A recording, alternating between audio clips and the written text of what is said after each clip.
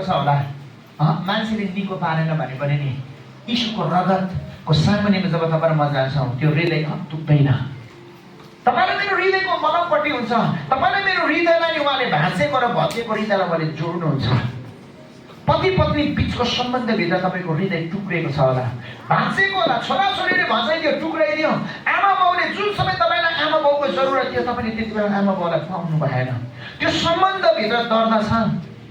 परमेश्वरको वचनले भन्छ त्यो हृदयको लागि नि पुत्र यीशुले आजभन्दा धेरै वर्ष अगाडि रगत बगाइसक्नु भएको छ। भाँचेको, टुक्रेको। आज मान्छेको हृदय निको नहुँदाखेरि आत्महत्या गरेको, आज मान्छेको त्यो हृदय चाहिँ घायल हृदय चाहिँ नि निको नहुँदै गर्दा सुसाइड गरेको हो। तर तपाईँलाई मेरो लागि चाहिँ उहाँले यो हृदय, भाँचेको हृदय, टुक्रेको हृदयको बन्दोबस्त पनि उहाँले गर्नुभएको छ। आज म तपाईँलाई इन्करेज गर्छु, सेवा नै गर्दै गर्दा तपाईँले चोट पाउनु भएको व्यक्ति धेरै हुनुहुन्छ। यहाँ तपाईँको जिन्दगीमा परिवारभित्र नि चोट पाउने मान्छेहरू धेरै हुनुहुन्छ। साथीभाइले चोट दिएको व्यक्तिहरू धेरै हुनुहुन्छ। त्यति मात्र होइन, तपाईँलाई हृदयबाट निकालिएका मान्छेहरू, हृदयबाट बहिष्कृत गरेका मानिसहरू, हृदयबाट फ्याँकिएका मानिसहरू, प्रभुले भन्छ ए तँलाई मान्छेको हृदयबाट पनि निकाल्यो होला, तर मैले चाहिँ तँलाई मेरो हृदयलाई टुक्रिँदै गर्दा सजाएको छु। रगतको बुधमा, रगतको थोपामा मैले तँलाई सजाएको छु, प्रभुले भन्नुहुन्छ। अनि यहाँनिर मलाई यसो भन्नु मनपर्छ, सिपाहीहरूले तिखो भाँडाले भँच्दै गर्दा नि रगत सिद्धिएको थियो तर पानी बग्दै थियो। एउटा व्यक्तिले एउटा गीत बनाएको छ, निर्दोष शिशुलाई क्रुसमा टाँगेर विश्वासघातीको होडबाजी। यीशुलाई नि क्रुसमा टाँगेर चाहिँ विश्वासघातीको होडबाजी गरे। यीशुलाई नि उल्टा त्यहाँनिर यीशुलाई दोष लगाएको छ, उल्टा यीशुलाई नि निर्दोष यीशुलाई क्रुसमा टाँगेर यी धेरै उहाँलाई के गरे।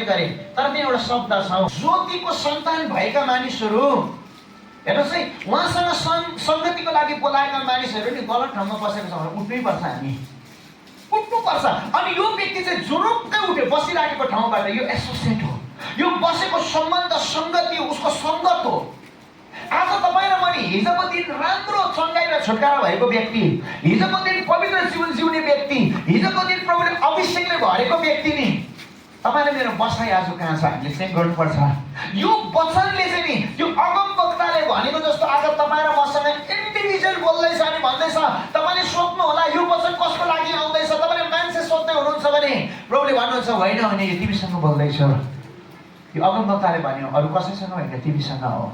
हामीलाई कोही बेला लाग्छ यो वचन त फलानाको लागि राम्रो हुने थियो, यो वचन उसको लागि, तर कोही बेला प्रभुले भन्छ यो वचन म तेरो लागि बोल्छु, इभन म आफ्नो लागि पनि बोलिराखेको छु। अनि यहाँ प्रभुको वचनले भन्छ जब तपाईँको लागि मात्रै भने नि यो मान्छे बसेको ठाउँबाट जुरुक्कै उठ्यो। कि हामी प्रार्थनाको जीवनमा हामी थाकेर बसेका छौँ भने, तपाईँलाई मेरो जीवन क्रिस्चियन जीवन र सङ्गतिको जीवनमा तपाईँलाई म थाकेर बसेको छ भने, त्यो ज्योतिमा हिँड्दै गर्दा गलेर थाकेर हुँदैन, हरेस खाएर बसेको छ भने प्रभुले भन्छ फेरि पनि त्यो बसेको ठाउँबाट उठ अनि त आशाको कैदी हो, आइजा ज्योतिमा आइजा। म तेरो लागि रगतको करारको विषयमा भनेको छु, मैले तेरो लागि चाहिँ त्यो पापबाट छुटकारा र शुद्धताको विषयमा पनि तँलाई भनेको छु। त्यो काम गर्ने आशा गरेको छस् भने आइजा, उठ, बसेको ठाउँबाट उठ, तेरो सम्बन्धबाट उठ, तेरो गलत ठाउँबाट उठ, छोड्दै त्यो ठाउँलाई। मलाई साह्रै मजा लागेको कुरो यो मान्छे जुरुक्कै उठ्यो अरे। एब्राहिम जन्मिँदै गर्दा युसेफले एउटै कुरो भनेको छ, मलाई दर्दको अवस्थामा त्यत्तिकै दर्द र कष्ट मात्रै देख्न दिएन, तर प्रभुले मलाई फल पनि देख्न दिनुभयो, फ्रुटफुल बनाउनु भयो, फलवन्त बनाउनु भयो, फलिफाप गराउनु भयो भनेको छ। आज म यो कुराको पनि घोषणा गरिरहेको छु यीशुको नाउँमा। तपाईँको जीवनको दर्दलाई नि तपाईँले त्यो कष्टको परिस्थितिको, तपाईँको जीवनलाई दिएको घाउ, तपाईँलाई दिएको बदनामी, तपाईँलाई दिएको घटना मात्रै तपाईँले बिर्सिनुहुन्छ होइन, तर नि तपाईँको जीवनलाई परमेश्वरले त्यही घडी फलवन्त पनि बनाउनु हुनेछ, आशिषित बनाउनु हुनेछ, उन्नतशील बनाउनु हुनेछ। प्रगतिको बाटोमा परमेश्वरले तपाईँलाई डोर्याउनु हुनेछ। उसले भन्यो मलाई परमेश्वरले चाहिँ फलवन्त गराउनु भएको छ। मैले तपाईँसँग यहुको कुरा गरेँ अलिकति, अन्तमा म क्रुसको केही भागहरूलाई म भन्छु अनि हामी प्रार्थनामा जानुपर्छ एकछिनबाट। यहुको कुरा मैले तपाईँसँग गर्दा नि किन मलाई यदि त्यो रगतको कुरा छ हाम्रो त्यसलाई त म भन्छु। दोस्रो राजा 9 को कुरा गर्नु मन लागेको छ। ज्योतिमा हिँड्ने कुरा, सङ्गतिमा हिँड्ने कुरा नि मलाई पनि त्यही भइराखेको छ। यो दिनमा धेरैजना प्रभुको जनहरू हामीले भेट्यौँ। हाम्रो रुमेश सरसँग पनि हाम्रो बातचित त्यही भएको छ। उहाँले भन्नुहुन्छ मलाई पनि त्यस्तै भइराखेको छ। अस्ति काठमाडौँमा पनि भन्नुभयो, आज पनि भन्नुभयो, मैले पनि उहाँलाई त्यही कुरा भनिराखेको थिएँ। यो घटना म तपाईँको विषयमा छोटकारीमा राख्छु अनि क्रुस बगेको रगतको विषयमा हामी केही कुराहरू गर्छौँ ल। अघि हामीले अप्सन एउटा निर्देशनको कुरालाई हेर्दैछौँ। यदि ज्योतिमा हिँड्छौँ भने त एउटाले अर्कोको सङ्गति हुन्छ भन्ने कुरालाई हेर्दैछौँ हामीले। हामी आशावादी कैदीहरू हो। त्यो कैदीहरूलाई नि प्रभुले झुकाएर राख्नुहुन्न, एक दिन खडा गर्नुहुन्छ भन्ने कुरा बाइबलमा कोलाई खडा गर्नुभयो प्रभुले भन्ने कुरा पनि हामीले हेऱ्यौँ। दोस्रो राजा 9:1 छ, एलिसा अगमवक्ताले अगमवक्ताहरूको दलका एकजनालाई बोलाएर तिमीलाई भने पटुकाले आफ्नो कम्बर कस र तिमीसित यो तेलको भुडुलको लिएर रामोत गिलादमा जाऊ। एक दिन नि एलिसा अगमवक्ताले जस्तै उसको चेलाहरू सेनामेना अगमवक्ताहरूलाई एउटा व्यक्तिलाई बोलाएर भने भाइ यहाँ आउँदा भनेर, ओ अगमवक्ता भाइ प्रोफेट यहाँ आउँदा। अनि ऊ जब गयो अनि उसले भन्यो तिमीले आफ्नो कम्बर कस त पटुकाले। पटुका भनेको पेटी भनेको चाहिँ नि सत्यताको पेटी भन्छ है एफिसीमा।